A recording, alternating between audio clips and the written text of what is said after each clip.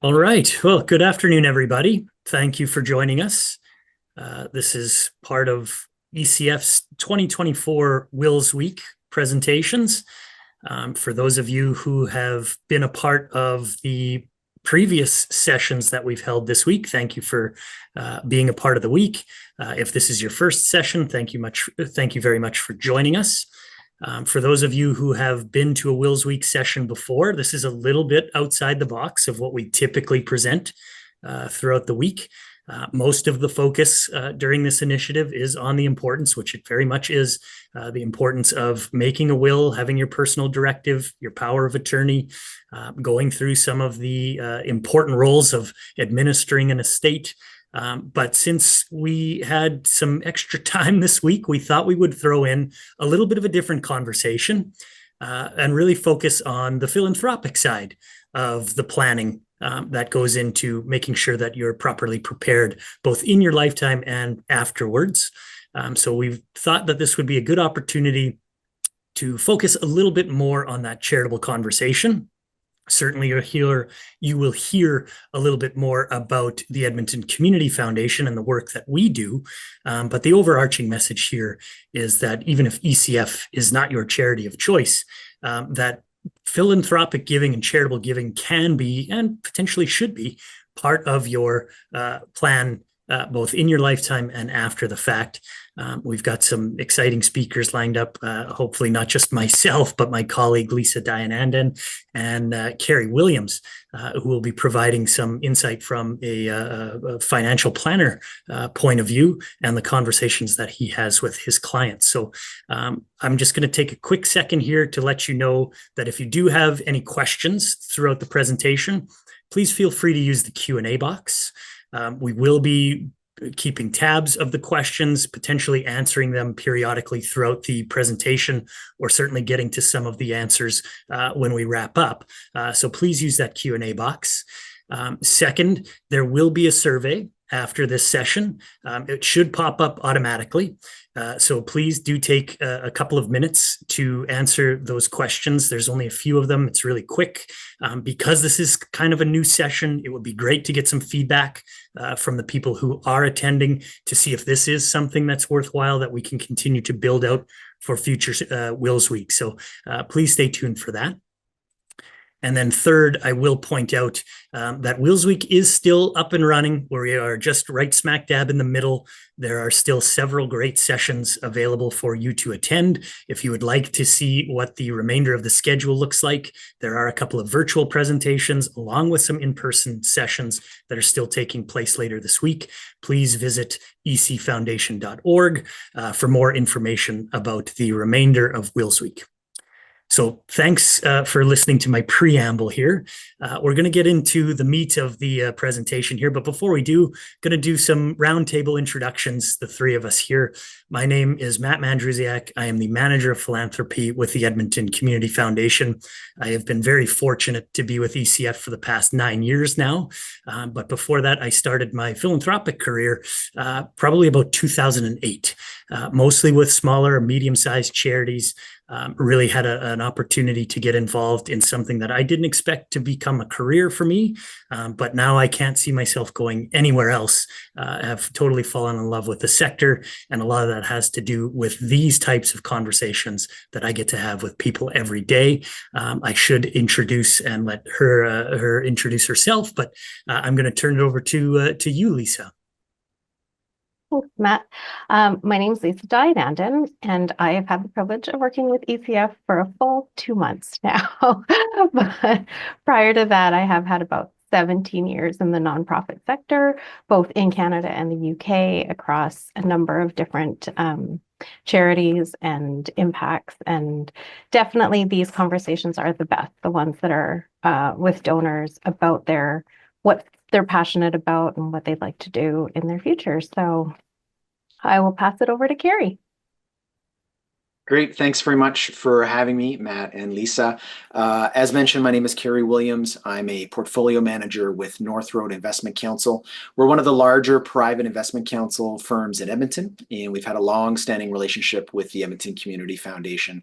At our firm, there's 9 of us, and we work with a small group of families who have complex lives and need some help in their finances to simplify things. So we work through investment strategy and we work through insurance strategy. We help manage risk and we talk through different aspects of what's important in families' lives, including charitable giving. And a big part of what we try and do is help our families who are all successful and higher net worth families to use money as a tool for fulfilling goals, whether that's retirement or charitable giving or helping kids buy homes or any of those things that are important to families right now. Awesome. Well, we're really happy to have you as a part of this presentation, Kerry. And I should mention as well, though I hope I'm not spilling anything that I shouldn't, Kerry and his wife also have a fund here at ECF. So the relationship is quite a deep one. And we're very fortunate to have Kerry and his wife and his family and his business as a part of the work that we do here at ECF. So without further ado, I'm going to turn it over to Lisa to start the presentation here, and we're going to run through some of our slide decks. So Lisa, over to you. Okay, so can we all see that? No, I have not shared it yet. Okay, first technical glitch on the way. Here we go. Is that better? Can we see that? Okay, good. All right. So today, this session is Your Legacy, Your Way. And we're going to start with the idea of philanthropy. So when we think about philanthropy, or a philanthropist, generally, these are the kind of people that come to mind. The Gates, the Buffetts, the Winfreys, the ones with lots of money doing lots of amazing charitable work. But the truth is, a philanthropist does not have to have a dollar number attached to it. It really is all of us. Anybody who's put a canned good in a food bank hamper or volunteered at anything for a charity, you are a philanthropist. It is really all walks of life, all financial backgrounds, essentially anybody who cares about their community or cares about doing good or cares about mankind, humankind. Typically, everybody has a different reason for giving, but there are 7 kind of categories of why we choose to give to charity. And these are not categories I created, so just so you know, those names are official. The socialite is someone who enjoys it. It's fun. They want to give back. There's a devout, usually tied to some sort of moral or maybe even a religious obligation. The altruist, who just knows that it feels right? I want to do it. It feels good. It feels like the right thing to do. Repair, someone who is doing it in return. I have these great things in my life. I want to give back to others who don't. The investor, someone who's like, this is good business. I'm going to spend some money. I'm going to do good in the community, but also it looks good on my tax portfolio, maybe. The communitarian, which I think is a made-up word, but it is just doing good makes sense in their community, in their environment. And finally, the dynast, or dynast, I guess, doing good as a family tradition. So I give to this charity because my parents did and my grandparents did, or we just give because it is part of our family tradition. And so while these are really personal reasons, everybody has their own reason for why they give and which charities they choose to support. And on average, a donor will support probably 3 charities on an ongoing basis, but that changes based on their own personal situation or experiences or what happens in their family. And they evolve throughout their lifetime. So this is kind of the why. The question is, moving on to how. What is the best, most efficient way to do that? And we say, talk to your advisor because they're going to know more than we will.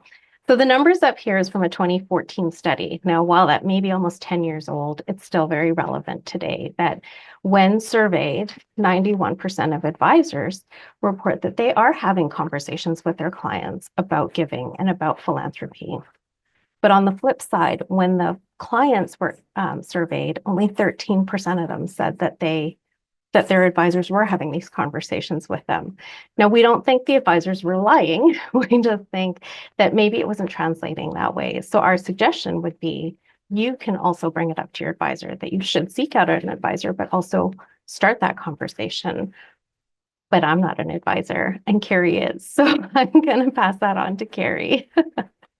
Sure. Thanks, Lisa. Yes, when this research originally came out, it was a definite eye-opener and a bit shocking for many advisors who I think the majority of advisors take our job seriously. We want to do good work. We want to take care of clients. We want to help them. And so I think many advisors felt like they were sort of checking the box on talking about charitable giving. But it's clear, I think, from this research that just because something feels like it's coming out of your mouth doesn't mean it's going into someone else's ears in the same way. And so I think there's clearly a perception of communication that is happening between clients and advisors that isn't necessarily working, or at least being perceived the same way. So my guess would be that many clients feel that if they are giving to charity, they've had the conversation, whereas many advisors feel if they've asked clients if they give to charity, that they feel they're having the conversation. And some difference between asking and actually doing is probably some of the discrepancy here. I know in our practice, we do try and speak with all of our clients about how important charitable giving is in their life. And so we start from a place of what are you doing now, and would you like to do more in the future? We're a little bit unique because the vast majority of our clients are successful from the perspective of high savings or high amount of investments. And so we try and communicate to many of our clients that one, they're going to be okay. They've done a really good job of saving. And then two, what do they want to do with that? And so we try and wrap charitable giving in the perspective of both financial planning and goals and family values. And when I speak of financial planning, I mean, what can you afford to give? And so we try and find the connection between what do you want to give and what can you afford to give? And we have a conversation around, is it monthly, annually, while you're alive now? Is it in the will? Is it an estate or a legacy gift? What's important to you as a client and as a philanthropist? And how much joy do you get from doing this type of good work, so to speak, now in your life versus knowing that some form of gift might happen later? So, Lisa, I don't know if you can flip back to the type of philanthropists, but I thought this was a really great slide because in our practice, we see all of these all the time. And one of the things I found interesting through my own charitable giving over the last couple decades of my career is I really feel a couple decades ago, like there was a perspective in the gifting world that we had to tap into the greater angels of everyone's being, that in order to give money, it had to be from a very pure moral place. And what I love about the categories here is we just recognize that that's not the case for everyone. And that's okay. It's okay to want to give for lots of different reasons.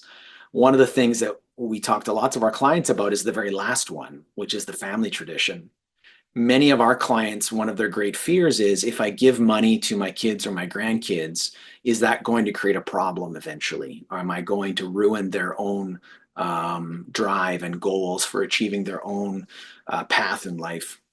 And so one of the things we suggest is that folks start to talk to their kids and grandkids about the importance of charitable giving. If we have more than we need, the importance of creating community and of giving back, and having the conversations not about just the importance, but how do we do this? So many of our clients set up funds at ECF with the sole purpose of being able to have a conversation with their grandkids every year and have their grandkids pick the charity that they're going to give to. And I think this is fantastic because it gives them a chance to connect with their grandkids, to find out what their grandkids are interested in. What areas of the world that need help are the grandkids interested in helping out and giving to? And it really starts to drive this conversation about how philanthropy can be a part of a great life and can make us feel good and can get beyond just the moral purpose and start to have a family purpose as well, and a purpose around connecting and building family within the community. So when we started, my wife and I, when we started our fund, a big part of that was because I wanted to get to the point where we could be gifting to charities while my kids were home before they graduated from high school. So this year, I believe, is the first year that we will start gifting, and we'll sit down with the kids and have this conversation. And we've been doing this since they were little, from the perspective of giving them some money every year to help them do that, but not in the same way that ECF does. So I think this last piece here, this Dynast piece, is really valuable. Not to say it's more important than the other reasons, but I think it's a great way to drive both family conversations and community conversations. And hopefully that's connecting back to, as a philanthropist, my goals for how I want to live my life, for how I want to have my retirement, or any of those other financial goals that I've got, and fitting it into the financial plan to say, here's what we can afford to give, here's what we feel we won't spend and we can gift. And in our clients, then we sort of capstone, for lack of a better term, the conversation by saying, do you want to give while you're alive, or do you want to give through your will and your legacy? And similar to what you're showing here, there are lots of reasons to do either. We more and more suggest folks consider gifting while they're alive. We feel what the phrase that's often used in gifting and in financial management is to give with a warm hand rather than a cold one. And the ability to see the good works that come about, or to talk to the charities that you're gifting to, I think is just so valuable. So tapping into many of the different faces of philanthropy that we're seeing on the screen here, which is, yeah, it feels really great. I have some friends that are connected to the WindSpear, and I was at a concert there last night, and I sat around there looking and just thinking, man, how amazing would it be to be in a place where you could write a big check to help the next expansion of the WindSpear, or any of those things that are important. That's just an example that I had on my mind last night. So the ability to feel great from giving our money away, I think is just as important as helping our family understand how important it is, if we're better off than we might expect, to be out social and be in the community, to do any of the things that are here on your list. So hopefully that's enough to start some conversation. If folks have questions on how to talk to advisors about philanthropy, I'm happy to answer them today, and I'll pass it back to you guys. Thank you, Carrie. That was a fantastic point of view from somebody who's living through the conversations and helping to steer people through what a philanthropic conversation might look like for themselves, their family, their legacy. I'll touch on something personal really quick. Since my mom is part of that WindSpear development, she would love to receive that next big check for that expansion. So who knows where it may come from. But when we get into the conversation, and while again, we are talking a little bit about ECF through this presentation, but since I see some of our charity partners online here, even if somebody is coming to ECF, typically their dollars, while we are managing them for them, they are going out into the community in some way, shape, or form. And when Lisa mentioned that typically most donors that we deal with tend to have multiple charities of choice that they support, that is the case in most fund agreements that we see here at ECF. Very rarely do we write a designated fund agreement that has one single charity in it. It happens, but it's very, very rare. More often than not, we're seeing multiple organizations that are a part of the plan for a typical donor. And for those donors who have donor advised funds, it allows them to be extremely flexible and to figure out what is charitable. What do they want to support with the charitable conversations that they're having and the funds that they may be putting here at ECF. Your organization shouldn't be afraid of a donor advised fund or anything like that. It just does give the ability for people to make decisions where their impact is going to be felt the most. So what is charitable is a question that maybe some people don't think about all that often, but is something that comes up, believe it or not. Charity is not just simply the Stollery Children's Hospital Foundation or the food bank, although the food bank's on here, but there are several different definitions of what charity could look like. There are 90,000, almost 90,000 registered charities across this country. The options are almost endless for somebody to consider what they want to support with their charitable dollars. typically, on average, what we see, those charities tend to fall within 7 or usually several pillars. I think there's 7 for us that we define, usually within social services, the arts, education, environment, healthcare, animal welfare, recreation. Certainly, those are broad interpretations, and there can be several nuances to any of those categories. But you will see something that you would never have thought. There are some people who wouldn't think that the opera is arts. Of course, we know, or sorry, is charitable. Of course, we know that it is. But there are some people who don't see arts-based organizations in that same light as they would something like Boyle Street or Mustard Seed or something like that. So there is usually something for everybody. Whatever you want to accomplish or whatever you want to support can typically be done. And that does come from conversations with people like Carrie, with folks like us at the Community Foundation, or with your charities of choice to determine what's most important to you. Because we're talking a little bit about ECF, and this is Wills Week, we really are focusing on sort of that legacy. This is you might have heard the term planned giving as well. While you are planning your estate, your personal directive, your power of attorney, you can plan your legacy, but your legacy is yours. That definition is not the same for everybody else. You shouldn't be afraid of that term. You shouldn't think that you can't develop a legacy to leave behind. Everybody has the opportunity to do something that's meaningful to them. And while I'm a big football fan, I'm a big Tom Brady fan, still bummed that he left the Patriots. But as you likely know, if you've followed the NFL, Tom's the most successful, or in terms of Super Bowls, quarterback to ever play the game. 7 Super Bowls. That's a legacy that he'll leave behind that maybe Mahomes might catch, but probably not. That's not what we're talking about here. We're not talking about being on the center stage and developing something that only the world will see because of your athletic prowess or something like that. A legacy is really however you decide to define it. How do you want to be remembered in your community, and how do you want to make a difference? And that's completely different to everybody.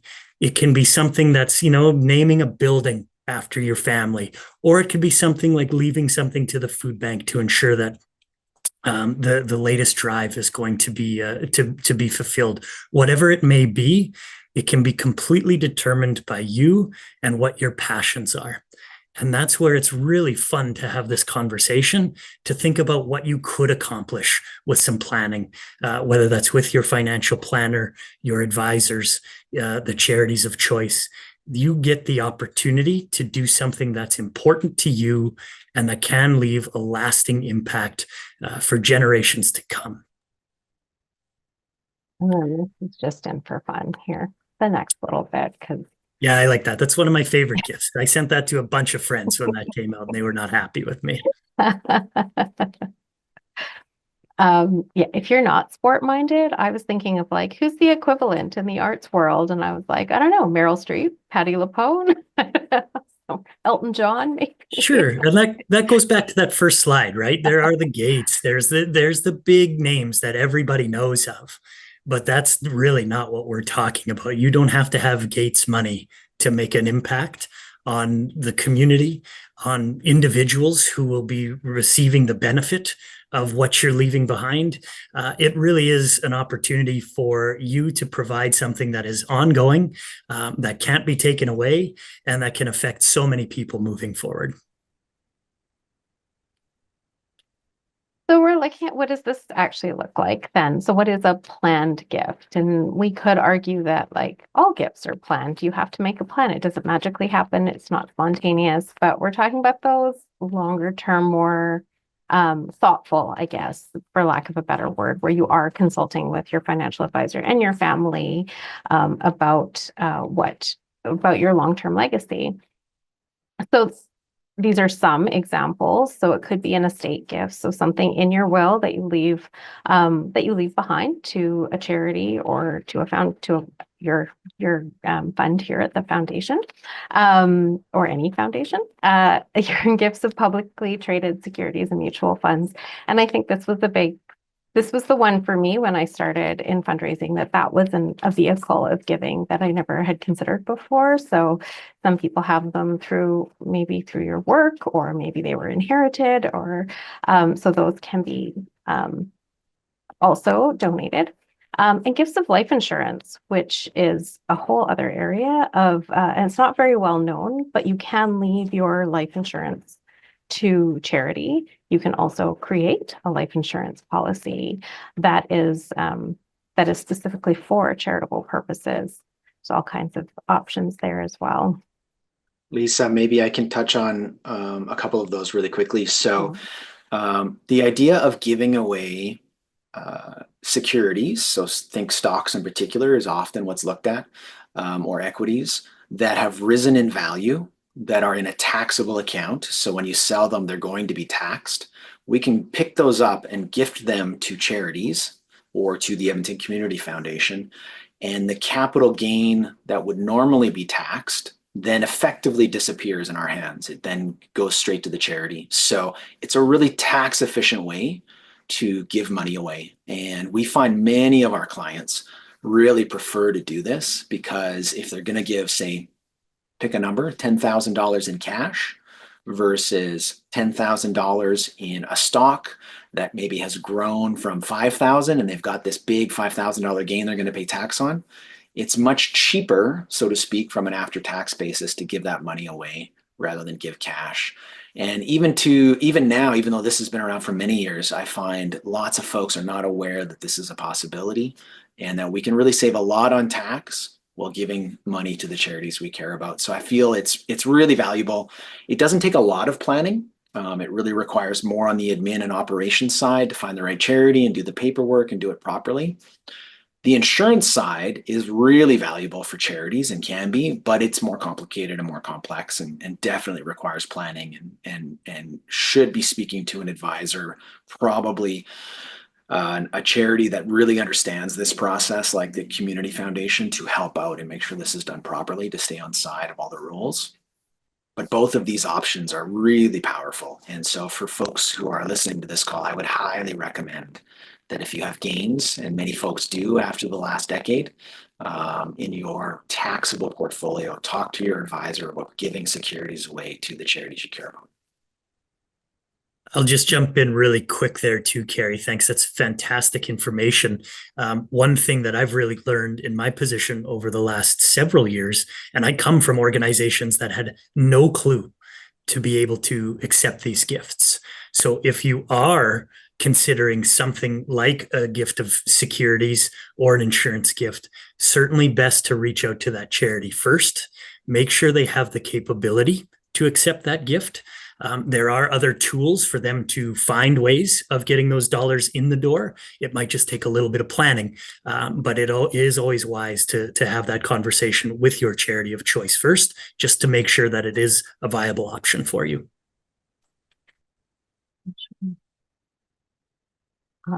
Great. So it is Wills Week. So we're going to talk a little bit about actually willing to give. So your gift in your will. It is described, there's two ways that you can leave a gift in your will. One would be an actual amount, so a dollar figure, 10,000, 5,000, 1,000, or a percentage of your estate, either it's in its entirety or after everything's been taken care of, so your residual percentage. And you can give all the same stuff that you would give while you're alive. It's just time to arrive after your death. So it is much more, there's planning obviously involved. You want to talk to your lawyer when you're establishing your will. You want to make sure that your family is taken care of. You want to take care of all the things, but you can also take care of your charities when you are making that gift. Sorry, I lost my mouse. There we go. Okay, I'm going to give this one to you, Matt. Yeah, so I think this one comes back to me, but a lot of the times when we're talking with donors about the plans that they might have in place, the conversation comes up, and likely more so on Carrie's side of things, but the conversation does come up about, if I leave a gift in my will, what effect might that have on what I'm leaving to my family, my beneficiaries, whatever?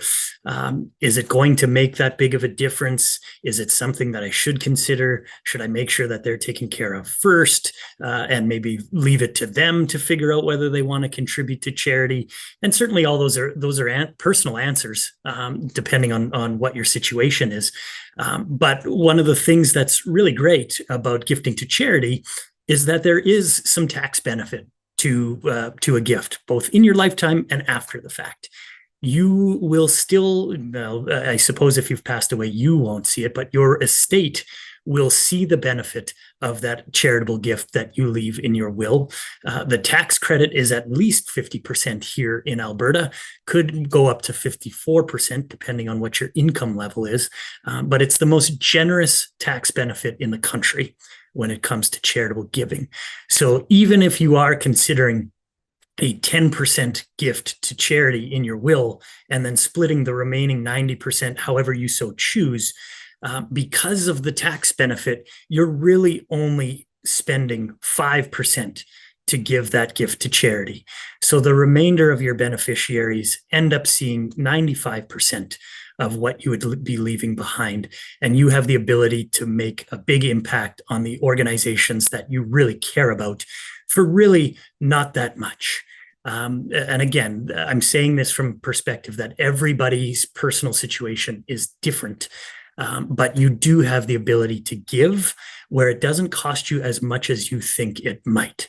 So it may be something that works for you. And that's where these conversations and these plans come into place and can be a really big factor in determining how you can best do this, and make it the most effective gift possible for you, your charities of choice, and your beneficiaries.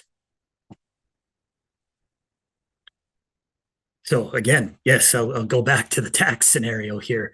And for those of us who work for charities who are on this call, you will know this very, very well. And you likely have this as part of your messaging, especially when it comes to some of your planned giving conversations that you're having with donors.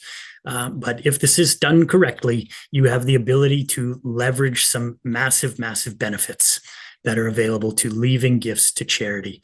And I mentioned at least 50% off, and depending on your income level, that could go up to 54% for some folks. When Carrie mentioned gifting of shares and different things and eliminating capital gains, there are some new rules that have come into play with the federal government around the alternative minimum tax, that for some donors, most donors, it will not be a problem whatsoever. But for some, there may be some additional conversations that you might have to have with your accountant or tax planner, just to make sure that you're prepared and in a good position for what those changes might look like. But again, Carrie is the only financial planner here, but me and Lisa do not have that background. So being able to say anything beyond that would just be us speaking into the void. So do end up having that conversation with your financial planners to make sure that you are doing this in the best effective way for your personal situation.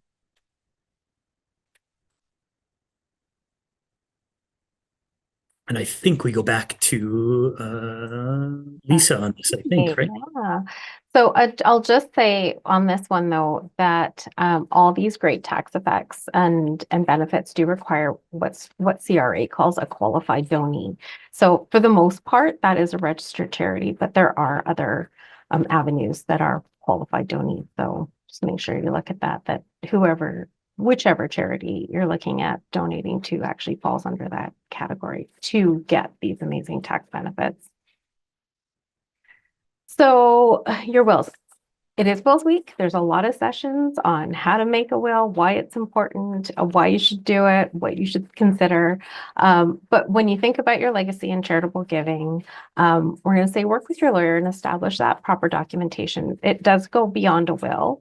And it's wise to speak to your charity of choice. I know coming from the charitable sector, I mean, it's always great to get this bequest or a letter from a lawyer saying, X donor has left this money in your will. And my first response was always, oh, I wish I would have known, right? I wish I could have said something while they were alive. I wish I could have talked to them about why they chose it or anything like that. So it's great to get the gift, but it's really great to know about it as well. Also, understanding, as Matt said, about securities, the same thing with wills. Make sure that, especially in some small charities, they may not have the mechanisms to receive that gift, or they want to, and then we'll put those mechanisms in place so that they can. So it's worth definitely speaking to your charity, making sure they understand what the purpose of your gift is as well, like how you would like it to be used. If there is an intention for it, and they can speak to you about what can and cannot be kind of promised on that. And it also gives the charity to just give you the opportunity to recognize you as a donor and acknowledge your strong commitment to that organization. Ideally, and probably they're already doing it, but it's just great to have that next level of engagement. And also, you can inspire everybody else to do it too. Like your stories, definitely from the charity perspective, it's great when a donor says, you know what, I wrote my will and I've left something to you. And if you're willing to share why that charity is important to you, and hopefully that story will help inspire others to go, oh, I never thought about that. I'm going to redraft my will, and I think I might like to include a charity too. So it's a great opportunity to share stories about your charity with others. So now we go into a bit of ECF stuff here. So ECF is, we call it philanthropy's best kept secret. And I know before I actually worked here, it took me a minute to wrap my head around what an endowment was and how it worked. But it is essentially, it is the best kept secret. It is a source of ongoing, dependable financial support. So if you are to create an endowment fund that you want to use to support a charity of your choice in your lifetime, as Matt said, donor advised funds, that can be, that is what you get to choose every year. You get to have that conversation with your spouse, with your family, with your kids, with your grandkids to figure out what's important. And you can also create plans for after your death. Where do you want? What's been important to your family and who you're going to support in the long term. It could be a named fund. So it could be the Lisa Diane Fund or that, and then I know it is a forever thing. So it does live on long beyond me. It does provide that legacy and shows a legacy of commitment to your community.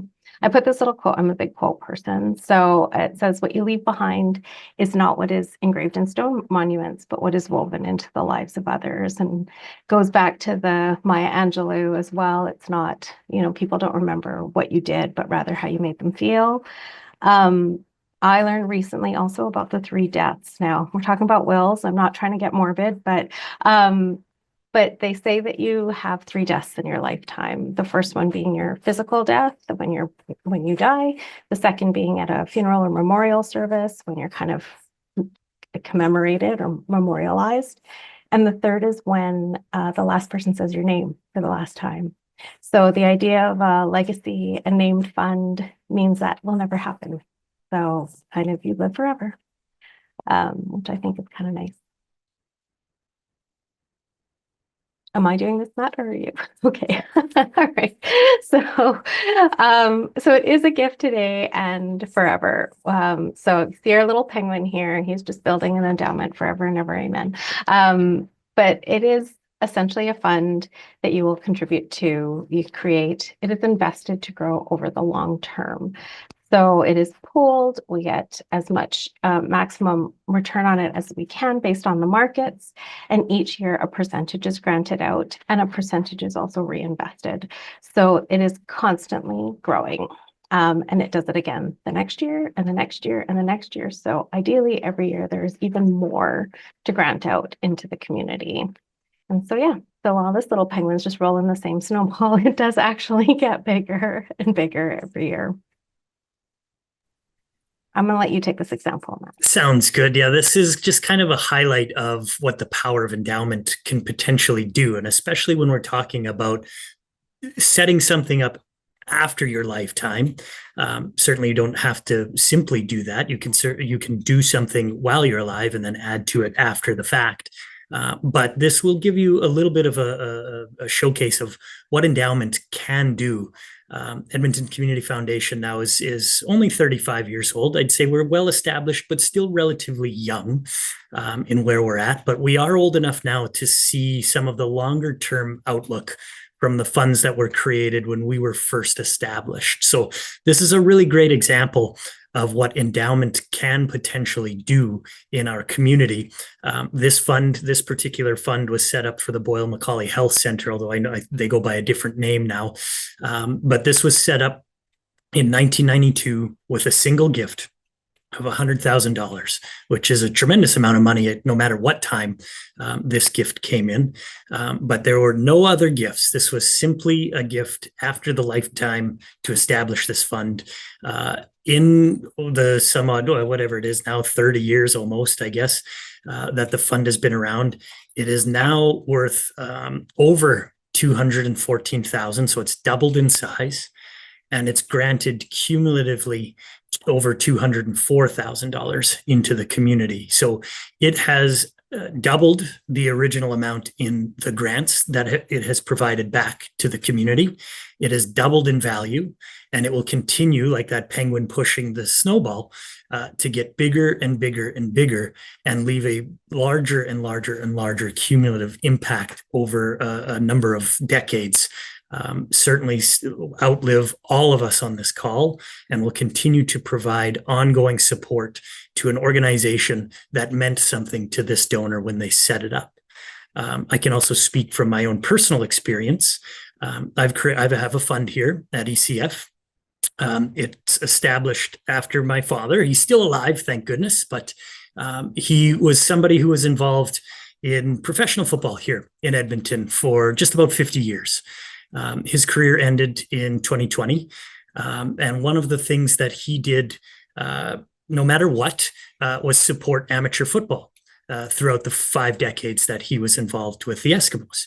And that was one of his favorite things to do, was to give back during the off season, teach people how to suit people up properly, provide equipment support, recertify football equipment. It was a big passion of his. So when he got away from the game, I wanted to make sure that this legacy that he left behind, that was very rarely ever talked about or discussed beyond the walls of Commonwealth Stadium, would continue. So I created a fund after my dad that would support equipment costs for amateur football here in Alberta. This is actually, I think, the first year that it'll be granting out. The grants go to Football Alberta so that they can provide to teams that need help with either recertifying, providing equipment. But it's a really cool piece to know that my dad gets to see it in his lifetime, that the work that he did for the last 50 years will continue on. And he also has that, I hope he thinks that it's a good thing, that his legacy, his name, will be forever tied to something that meant so much to him in his lifetime. So I think it's a really great way to honor somebody, to keep the work that you think is most important alive, and to support those agencies that you really care about. And then as we look at the next slide, there is just that added bonus that we continue to talk about. The tax incentives are fantastic, both in your lifetime and after the fact. You get all of the same benefits when it comes to a planned gift. One of the things that we typically see when it comes to planned giving, most people are in a different phase of their life, obviously, where they're giving from assets as opposed to giving from income in their lifetime. So on average, for us, at least at ECF, our average estate gift seems to be quite a bit larger than what a person could give in their lifetime, simply because they are able to plan more effectively with their assets, that they can move around most efficiently with some smart planning and talking to people like Carrie, their estate planners, their tax accountants, anybody else. So it becomes a bit of a different conversation, but allows you to do something that can be extremely beneficial in a number of different ways. And we've talked about this a couple of different times, but I'm just going to say it one more time. when you're having this plan or when you're putting these plans in place, I do encourage you, we do encourage you to have that conversation with the charities of choice that you are potentially looking at supporting. Lisa touched on it a few slides earlier. Even just for groups accepting gifts, we work with a lot of donors who have some very particular ideas about how they want their dollars used when they are granted back to an organization. Sometimes those ideas don't work for the organizations that they want to support. So the last thing that you want to end up doing is leaving a gift to a charity, knowing that maybe when that gift is realized, they can't actually use your dollars. That is not the best way to plan something for anybody involved, because it's possible that gift will be defaulted on and may not go to the charity that you've potentially set up for. It also relieves the burden on a charity to know that now they've got to go and create something that maybe they haven't had leading up to this gift, or had no idea that they needed to do until they were notified after you've passed that this is the gift that's coming, and they've got to find a way to make it work. And one example of that, just really quickly, we talk about it often here at ECF. We end up, there's one fund, it's not mine. I think it's my colleague Noel's. Might have been my colleague Kathy's. I can't remember for sure. But this one donor wanted to leave dollars to the university so that the university could plant flowers, but not white flowers, around their campus. And this was part of a structure of other gifts too. But we did need to reach out to the university to say, this is what this donor has in mind. Are you actually able to accept this gift on these provisions? They were able to go through with it. But that's a really unique idea that doesn't come up all the time, that might need some input from another organization. So just keeping that in mind when you're having these thoughts and putting these plans in place, that there are some other factors that might need to be taken into consideration when it comes to what you want to do and what you might want to leave behind. And there's a bunch of challenges, but I kind of want to turn this to Carrie really quick. From your perspective, Carrie, when you're having this conversation with some of your clients, what are the typical challenges that they might come to you with when it comes to the philanthropic conversation? Yeah, I think there's a few. One that is maybe a little bit more lighthearted is when they're really committed to giving, which charity do they choose out of the many charities they're interested in helping? That can be a conversation that we end up happening as far as, do you give, $1,000 to 10 charities, or do you give 10,000 to one? And what's the impact, and what are your goals, and how are you hoping to help? That's maybe a good problem to have when you have to make choices like that. I think one of the things I see on the financial planning side is that, not always, but often, folks that have gotten to a point in their almost retirement career or recently retired scenario, they've done a really great job of saving over their career and working hard and foregoing spending money in order to make sure that they've got a nest egg. And often that comes with an emotional piece that is connected to squirreling money away and keeping money and not spending. And then having to flip that and realize that they can give money away and be okay, that it's not going to hurt their long-term retirement. Often that's a very long series of conversations and financial planning. And so that's something that I think people often don't realize when they think about, as an example, folks that may have a wealthier retirement than others, that often there's an emotional and a mental component to how long it takes to save a nest egg, and how do we then flip that to spending and to giving away. So I would say that's a big part of it. And there's always uncertainty in the future, especially when you look at a 20 or 30-year retirement. So how do we manage the uncertainty, run the statistical analysis or Monte Carlo or whatever we need to do in order to help the client understand they're going to be okay.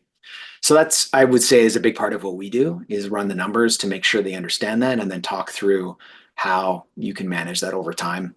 I would say second to that probably is, how do we give to a charity that is going to use the dollars most effectively? So you guys probably have this conversation all the time around, charitable expenses and how do I know that it's a charity that is, for lack of a better term, financially worthwhile rather than just doing good work. I think that is top of mind. And sometimes that drives charities crazy because they're all doing good work. But I think that's a big part of how do we make sure the money I'm gifting away is doing the best work possible.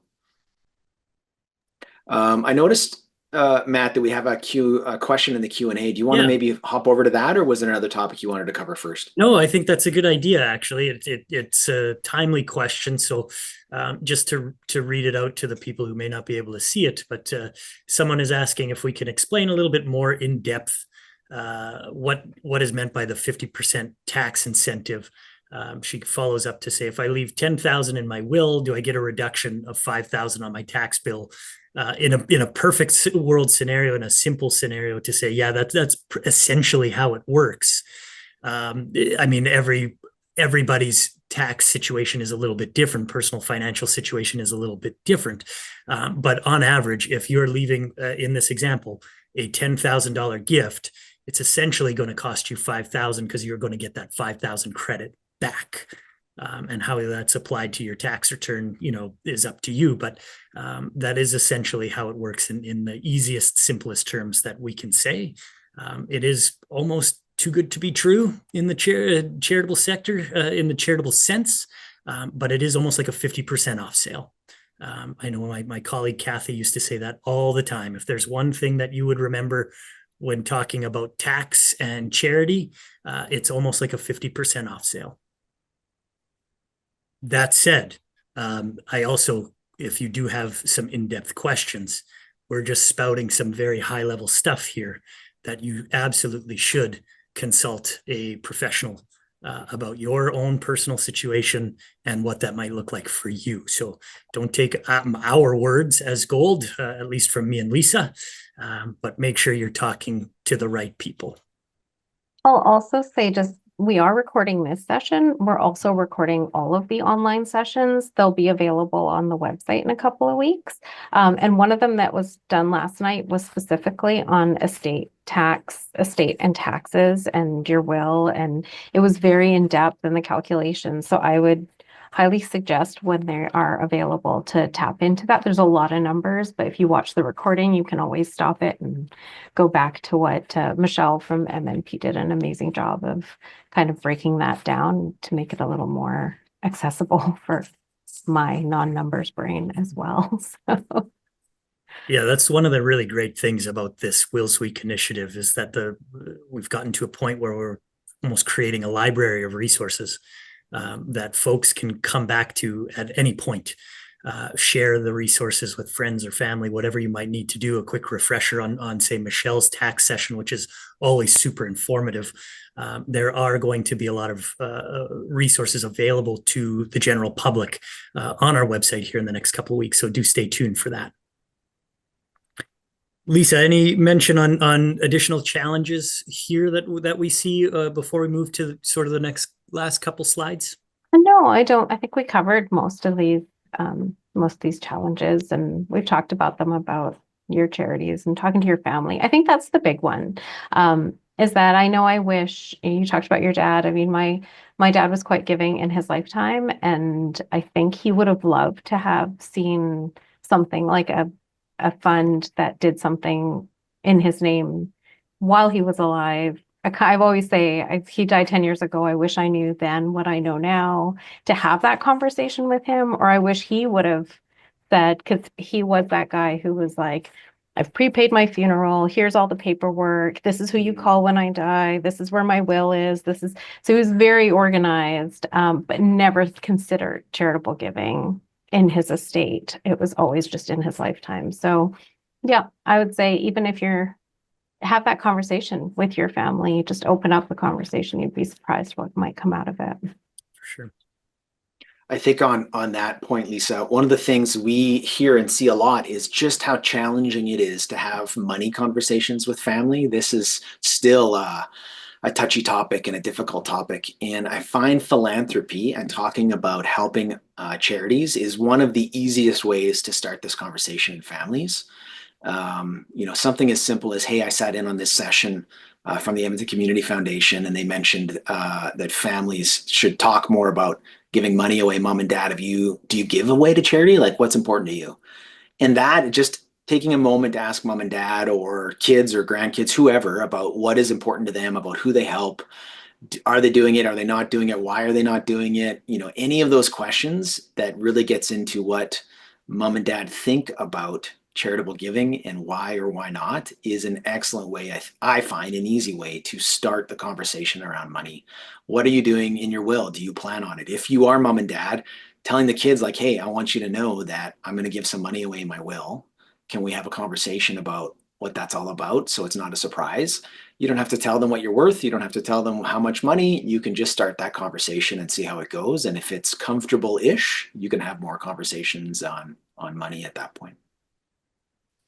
I think that's one of the really cool pieces about some of the work that we do here at ECF. We get to see the next generation or generations take on some of the decision making after mom and dad or grandma and grandpa or whoever are no longer here.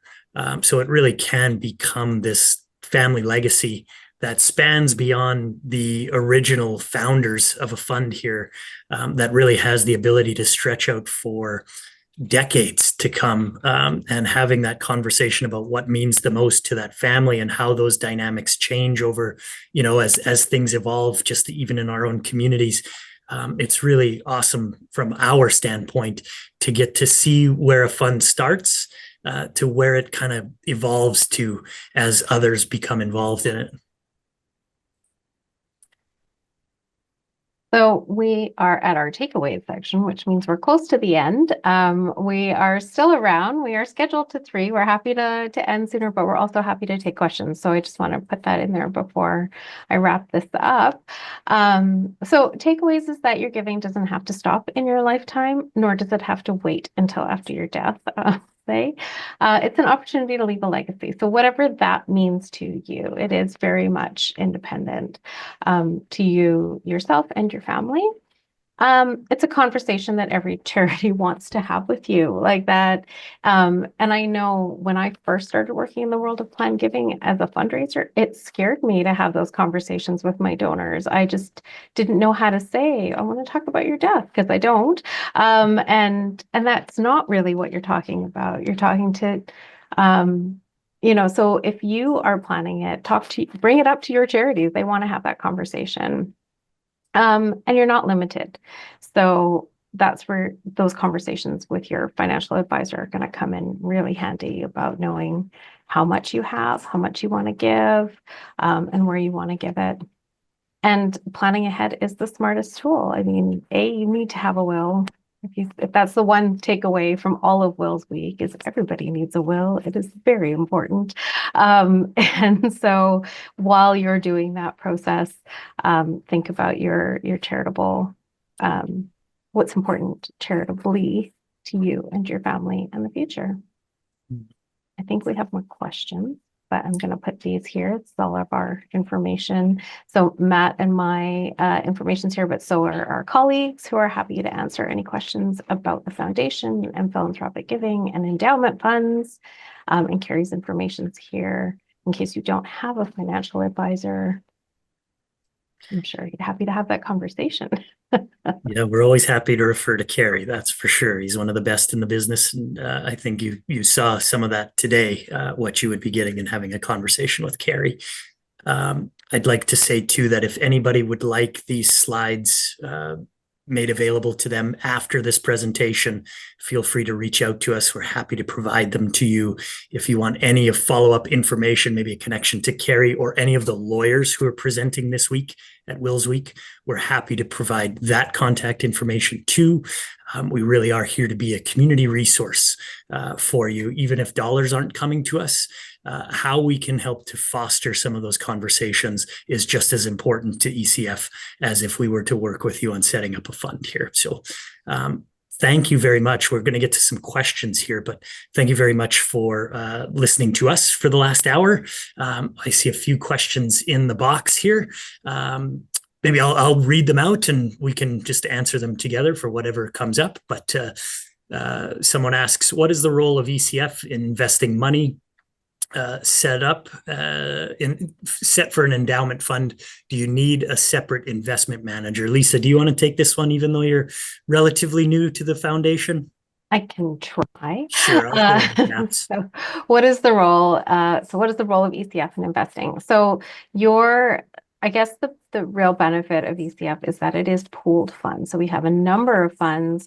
And we also work with a number of investors. So you don't need a separate investment account. Your endowment fund is invested with a wealth of knowledge behind it and alongside a lot of other funds. So we kind of get the best value. That's right. Is that right, Matt? That's right. Yeah, we like to think that we've got a terrific economy of scale here with not only the number of funds that we have set up, but the assets that we're managing as well. We do have some terrific investment counselors that are helping to invest and grow the dollars. On average, we're just under 8% in our history. So it is, certainly we're at the mercy of the markets. Some years better, some years not so great, but on average, right around 8%. So that is one of the nice pieces that admin, that back end, you do not have to worry about any of that.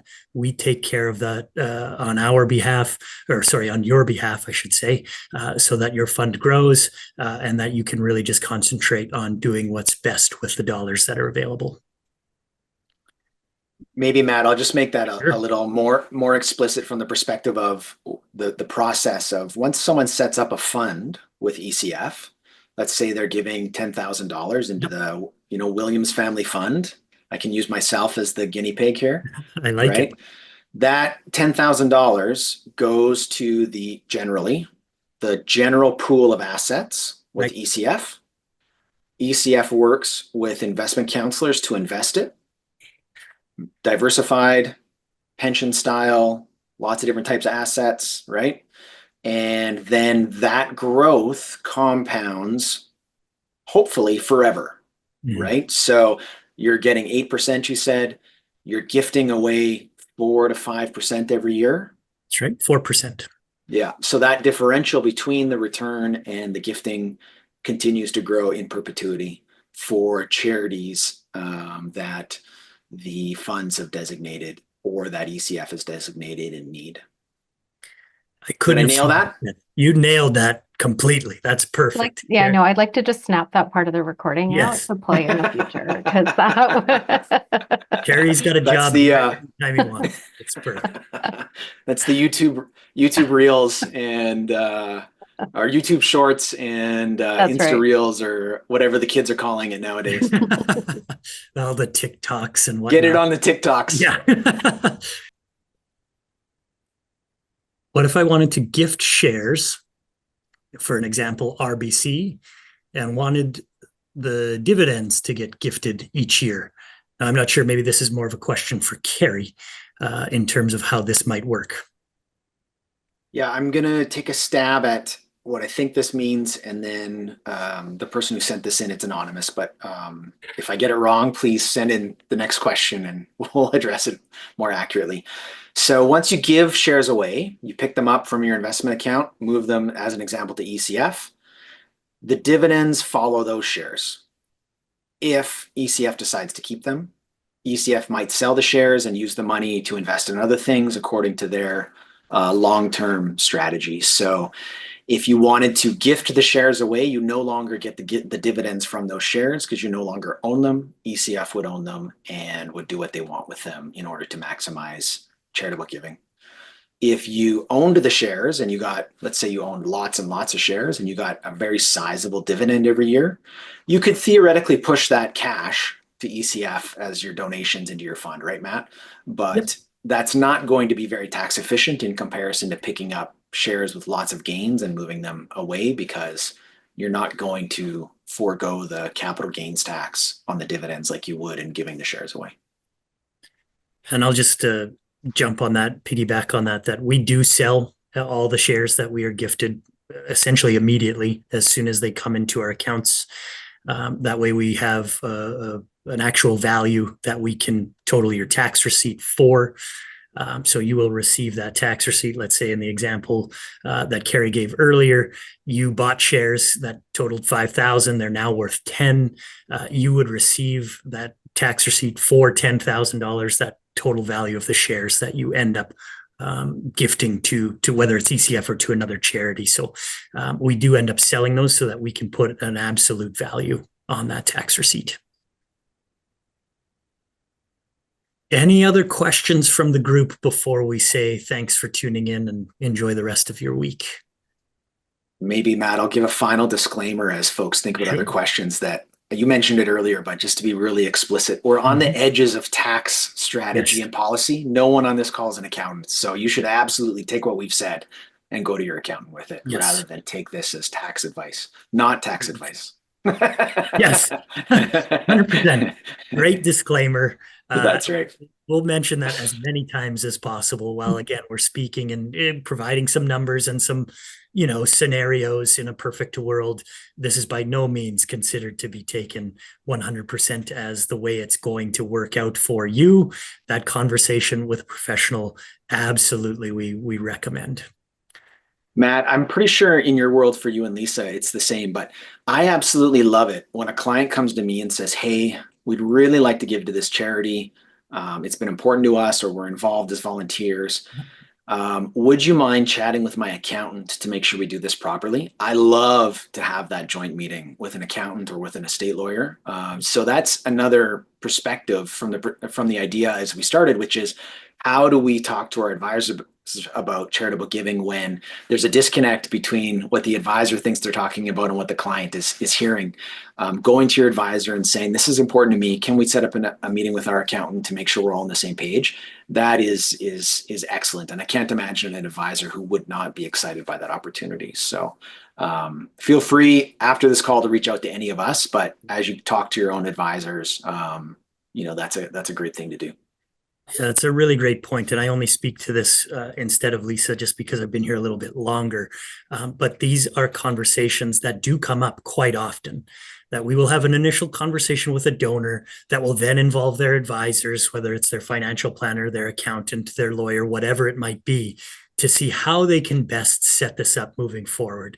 Getting everybody on the same page makes it such an easier process instead of just trying to guess and figure out where things are going to go and how things are going to be done. It doesn't happen all the time, but for the advisors who do get it and are having the conversations and understand that this should be something that they're sitting in on, it's so much easier for everybody involved when those conversations are had.